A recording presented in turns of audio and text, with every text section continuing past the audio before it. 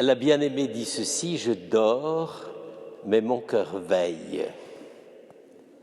Ce texte a eu une répercussion dans la tradition de la théologie de la prière extraordinaire. Je pense que vous le sentez dans ce passage du Cantique des Cantiques. On est au moment où normalement l'union du bien-aimé et de la bien-aimée devrait s'accomplir. Et donc, j'allais dire, je pense qu'on peut faire l'analogie avec maintenant, c'est la veille du mariage, et généralement les fiancés ne dorment pas beaucoup. Et en fait, c'est d'une finesse de regard et d'analyse extraordinaire que de dire de la fiancée. Le fiancé parle moins dans le Cantique des Cantiques, vous avez remarqué. C'est surtout la fiancée qui fait part de ses états d'âme. Le fiancé un peu quand même, mais c'est surtout la fiancée. Et là, je dois dire, elle dit une chose que je trouve absolument sublime. Je dors. Ça veut dire c'est la paix, c'est le repos.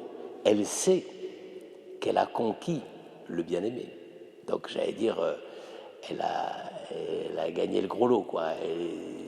Ça y est, elle a le bien-aimé.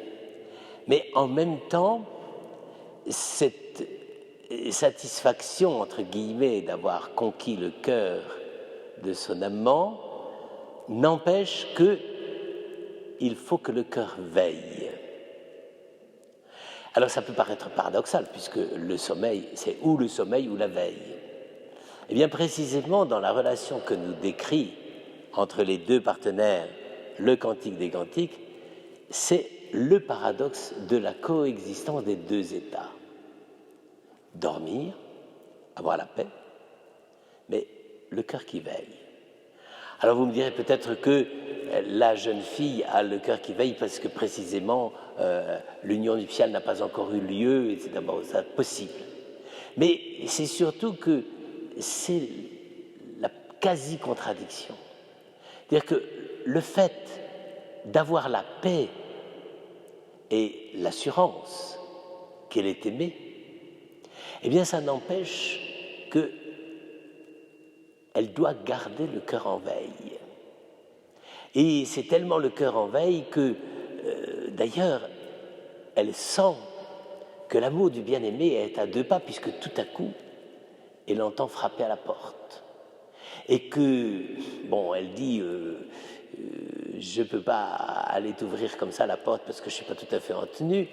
Ça dépend d'ailleurs quelle tenue on imagine, mais c'est dans la manière même dont la fiancée répond. Elle dit, bon, ben, c'est pas tout à fait le moment.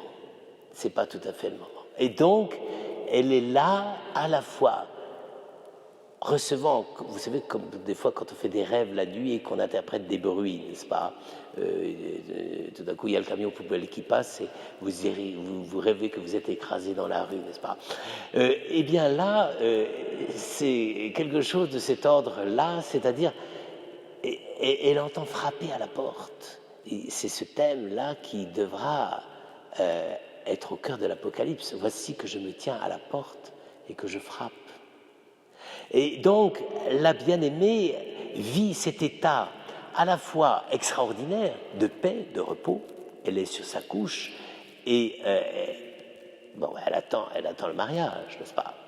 Mais en même temps, eh bien, il y a quelqu'un à la porte et elle sait qui c'est, évidemment. Mais il faudrait normalement qu'elle fasse un pas pour aller à sa rencontre. Et parce qu'elle hésite, c'est là où quand même, si je puis dire, la mise en scène est digne des plus grands artistes du cinéma, parce qu'elle hésite un instant, le bien-aimé se demande si c'est bon ou si c'est pas bon.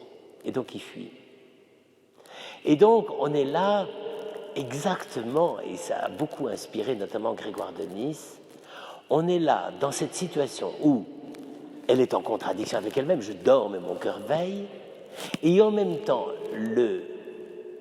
le fiancé qui, parce qu'elle n'a pas répondu tout de suite, il s'en va et d'une certaine manière se sauve.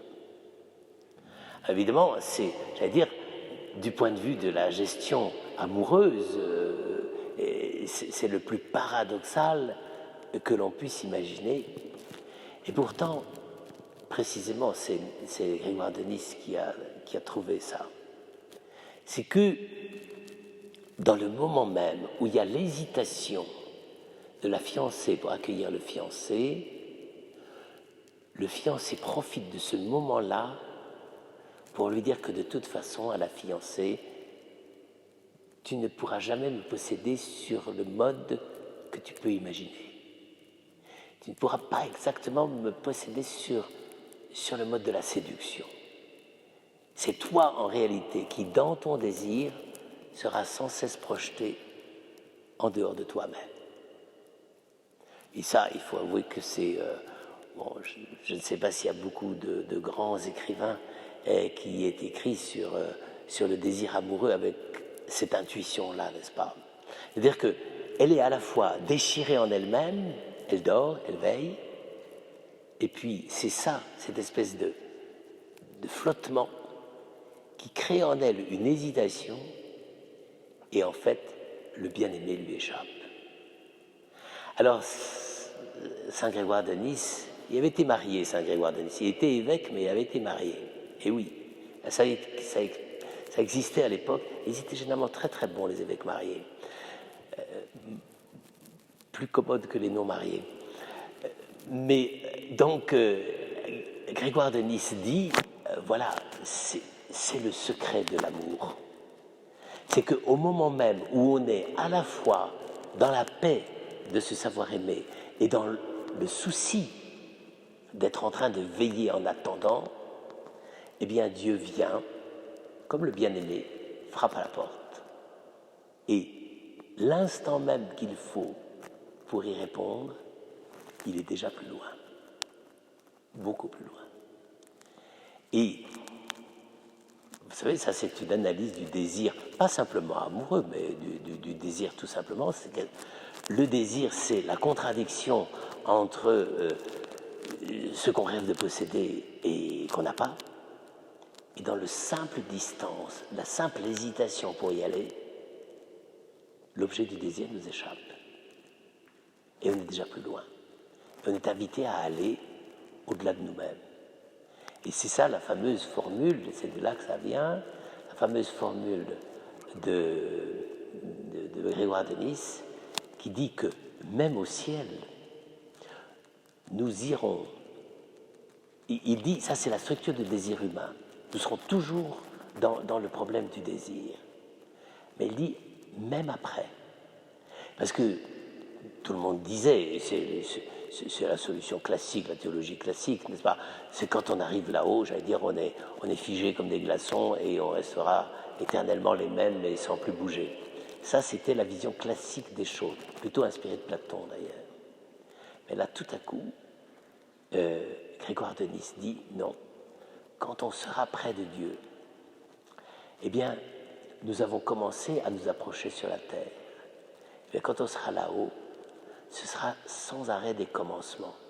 Et nous irons de commencement en commencement par des commencements qui n'auront pas de fin. Eh bien, je crois que c'est ça que Grégoire de Nice avait compris dans ce texte, qui est extraordinaire, n'est-ce pas? Et qui nous dit, ne croyez pas qu'au paradis, on sera sur son transat en train de faire la bronzette toute la journée sous le soleil de Dieu. En réalité, non. On sera toujours en mouvement. Il y aura toujours quelque chose à découvrir, il y aura toujours un pas à faire, il y aura toujours le fait d'ouvrir son oreille à la présence de Dieu qui frappe. Voici que je me tiens à la porte et que je frappe, c'est la condition même de tout croyant, qu'il soit ici-bas sur la terre ou même là-haut auprès de Dieu.